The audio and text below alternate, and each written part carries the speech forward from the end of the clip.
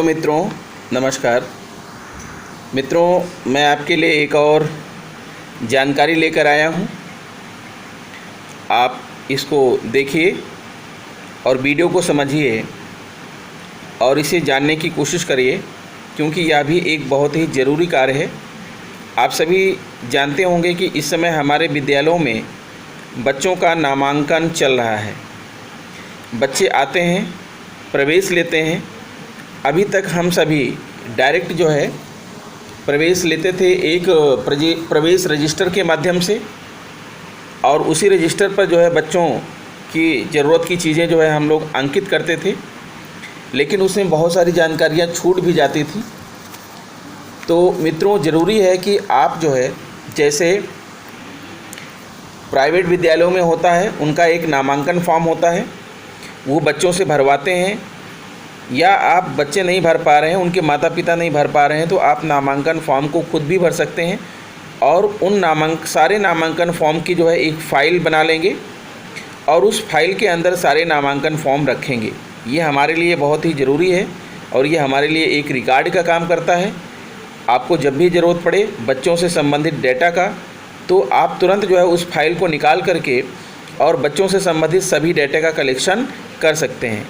भले ही आपका प्रवेश रजिस्टर ना मिले, भले ही आपका एसआर रजिस्टर ना मिले, लेकिन आपकी जो नामांकन फ़ाइल है, हर वर्ष की अलग अलग फ़ाइल अगर आप बना लेते हैं और बच्चों का इस प्रवेश फॉर्म के तहत नामांकन लेते हैं, तो आपको बड़ी आसानी होगी। मित्रों, आप कहेंगे जो है कि वही है कि आप बाल में खाल निकालने लगते हैं। आप कहेंगे इसका आदेश कहाँ है? तो आप जान लीजिए कि मैं ऐसे ही कोई बातें नहीं लिखता हूँ या ऐसे ही फालतू की वीडियोस नहीं बनाता हूँ। आदेश भले ही नहीं है, लेकिन आदेश हो जाएगा या होने वाला है। आप इस बात को अच्छी तरीके से समझ लीजिए, इसलिए आप पहले से ही ये कार्य करिए। इसमें बहुत कुछ नहीं लगना है, खाली आपको जो है जो नामांकन फॉर्म मैं बता रहा हूँ, इसकी मुश्किल से जो है 50 प्रतियाँ का मतलब ये है कि आपके 50 रुपये खर्च होंगे। 50 प्रतियाँ आप कॉपी करा के रख लीजिए, और हर सेशन में ऐसे ही लगभग 50 या 60 बच्चे ही आपके विद्यालयों में नया प्रवेश लेते हैं, तो आपको उनके लिए यूज करना है। इस फॉर्म की जो PDF है, मैं इस वीडियो के डिस्क्रिप्शन में उसकी लिंक दे दूँगा। आप डिस्क्रिप्शन में जा कर के लिंक को टच करके PDF डाउनलोड कर सकते हैं, और डाउनलोड करने के बाद आप इस फॉर्म की मुश्किल से 50 कापी जो है आप प्रिंट करा लीजिएगा, फ़ोटोकॉपी करा लीजिएगा और अपने विद्यालय में रख लीजिएगा। जब भी कोई नया बच्चा आता है आपकी विद्यालय में एडमिशन लेने के लिए, तो सबसे पहले आप इस प्रवेश फॉर्म को फिलअप कराइएगा, उसमें गार्जियन की सिग्नेचर लीजिएगा।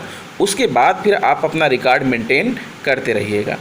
तो आइए मित्रों, मैं आपको बताता हूँ कि ये नामांकन फॉर्म क्या है और कैसा है, इसमें कौन कौन सी जानकारियाँ आप रखेंगे।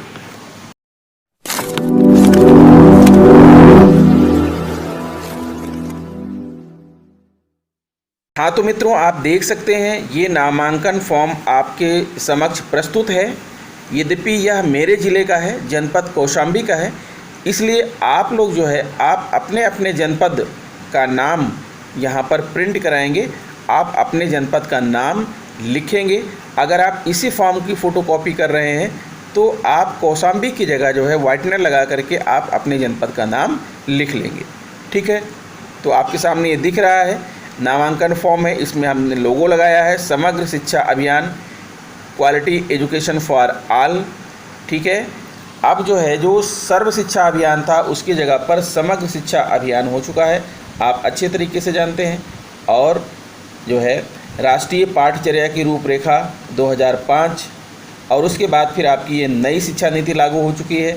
तो समय के साथ साथ ये लोगों में परिवर्तन होता रहेगा।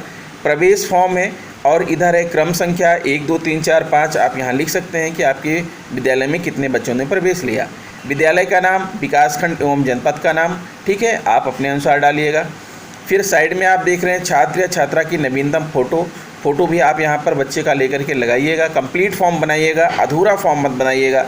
एक बात को आपको विशेष ध्यान देना है मित्रों, कि बच्चों की जो जन्म तिथि है, वो बच्चों की जन्म तिथि मनमाने तरीके से नहीं डालना है। बच्चों की जन्म तिथि का कोई ना कोई प्रमाण जो है गार्जियन के पास अवश्य होगा, और इस समय जो सबसे बड़ा प्रमाण है वो बच्चे का आधार कार्ड है।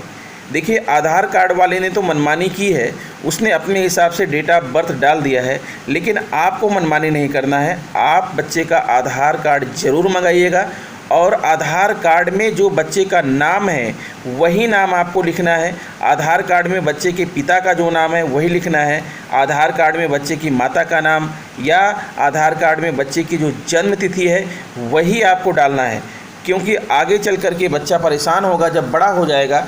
आधार कार्ड में कुछ और है, आपके विद्यालय में कुछ है और है, तो बड़ी समस्या होगी और बच्चे आपके पास आएंगे, कहेंगे हमारा जन्म तिथि बदल दीजिए, हमारा नाम बदल दीजिए, पिता का नाम बदल दीजिए, तो आप ये सारी चीज़ें बदल नहीं पाएंगे। इसलिए प्रवेश लेने के पहले ही आप सचेत हो जाइए।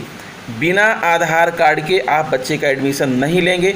आधार कार्ड में जो नाम जन्म तिथि है वही आपको डालना है, ठीक है। अगर बच्चे ने आधार कार्ड नहीं बनवाया है तो इसके लिए जो है आप गार्जियन को बता सकते हैं, उससे बात कर सकते हैं कि आप बच्चे का आधार कार्ड बनवा लीजिए। उसके बाद जो है आप जो है नामांकन करिए विद्यालयों में। अगर आप नामांकन ले भी रहे हैं तो बच्चे की जो है डेट ऑफ बर्थ, उम्र और माता का नाम, पिता का नाम, ये सारी चीज़ें आप अपने रजिस्टर में जो लिख रहे हैं वही नाम लिख करके आप गार्जियन को देंगे और उनसे कहेंगे कि आप इसी नाम का, इसी जो है जन्मतिथि का आधार कार्ड बनवाएं, ताकि दोनों में कोई अंतर ना रहे। बच्चे का डॉक्यूमेंट गलत नहीं होना चाहिए, ये हमारी आपकी सबकी जिम्मेदारी है। तो आइए आगे बढ़ते हैं। देखिए इसमें क्या क्या चीज़ें आप लेंगे। छात्र या छात्रा का नाम, किस कक्षा में प्रवेशांक का मतलब जो आपका एसआर रजिस्टर्ड नंबर है वो डालेंगे। और अगर आपका संविलियन विद्यालय है तो याद रखिएगा, जो विद्यालय संविलियन के पश्चात जो नया विद्यालय बना हुआ है उस विद्यालय का एसआर क्रमांक ही आगे बढ़ाएंगे और एक नया एसआर रजिस्टर बनाना है आपको, ठीक है। एक नया एसआर रजिस्टर बनाएंगे और उस एसआर रजिस्टर में जो है जितने भी नव प्रवेशी बच्चे हैं उन सभी का नामांकन करेंगे, उन सभी का जो है आप एसआर नंबर डालेंगे। और एसआर नंबर क्या डालेंगे, जैसा मैंने बताया कि संविलियन के पश्चात जो नया विद्यालय अस्तित्व में आया है उसका जो पुराना एसआर नंबर था उसी को लेकर आप आगे बढ़ेंगे। फिर आती है जाति उपजाति। यहाँ पर जाति डालिए। उपजाति का मतलब ये है कि जैसे जो है जाति और उपजाति, जाति में आप डालेंगे जनरल, ओबीसी, एससी, एसटी। उपजाति में जो उसकी ओरिजिनल जाति है आप वो डालेंगे। अगर बच्चा जो है किस जाति का है वो आप उसकी डालेंगे। जन्म तिथि यहाँ पर लिखेंगे। जन्म तिथि प्रमाण हेतु प्रमुख अभिलेख का विवरण। जन्म तिथि प्रमाणित करने के लिए बच्चे के पास क्या है, आधार कार्ड है, नगर पालिका का कोई जो है या गांव की जो है ग्राम सभा का दिया हुआ कोई प्रमाण है, माता पिता या हॉस्पिटल का कोई प्रमाण है। जो भी प्रमाण आपको जन्म तिथि का मिलता है आप यहाँ पर उसका विवरण लिखेंगे। माता का नाम लिखेंगे सही, पिता का नाम लिखेंगे, हिंदी में भी लिखेंगे और अंग्रेजी में भी लिखेंगे। ध्यान दीजिएगा, होता बड़ी समस्या है कि पिता का नाम हिंदी में कुछ लिख दिया और उसके आधार कार्ड में, पिता के नाम के आधार कार्ड में उसकी स्पेलिंग कुछ और लिखी है। माता का नाम जो है कुछ और लिख दिया और माता के आधार कार्ड में माता का नाम अंग्रेजी में कुछ और लिखा है, हिंदी में कुछ और लिखा है। तो आप आधार कार्ड तीनों का मंगा लीजिएगा, बच्चे का, माता का और पिता का, और उसके आधार कार्ड में जैसा लिखा हुआ है वैसा ही डिट्टो आप लिखिएगा। गलत लिखा है तो गलत लिखिए, सही लिखा है तो सही लिखिए। अंग्रेजी में जो स्पेलिंग लिखी है वही स्पेलिंग आपको डालना है, इतना आप ध्यान दीजिएगा। अभिभावक का नाम, अगर बच्चे के माता पिता नहीं है, कोई अभिभावक है तो उस अभिभावक का जो है आधार कार्ड मंगा करके उसके सारा डिटेल यहाँ पर सही डालिए। पता, बच्चा कहाँ रहता है, छात्र छात्रा का आधार नंबर, माता का आधार नंबर, पिता का आधार नंबर, ये आपको ज़रूर यहाँ पर डालना है, क्योंकि भविष्य में इनकी बहुत ज़रूरत पड़ती है और फिर बाद में आप परेशान होते हैं। इसलिए प्रवेश के समय ही अगर बच्चे के माता पिता और छात्र छात्रा का आधार नंबर ले लेंगे तो आपको भविष्य में किसी समस्या का सामना नहीं करना पड़ेगा। अगर माता पिता नहीं है, अभिभावक है, तो अभिभावक का आधार नंबर आपको यहाँ पर डालना है। मोबाइल नंबर डालना है और ऐसा मोबाइल नंबर डालना है जो सक्रिय हो, जो एक्टिव हो।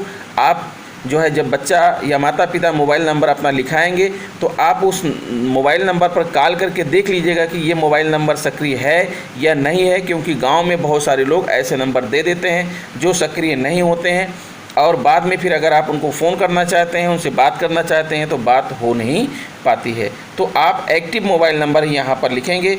फिर यह है माता पिता अभिभावक का खाता संख्या एवं बैंक का नाम, ये भी बहुत ज़रूरी है मित्रों, क्योंकि इसकी बार बार ज़रूरत पड़ती है। अभी आपने देखा होगा कि आपको जो है पिछले महीने आप इसी प्रकार कर रहे थे।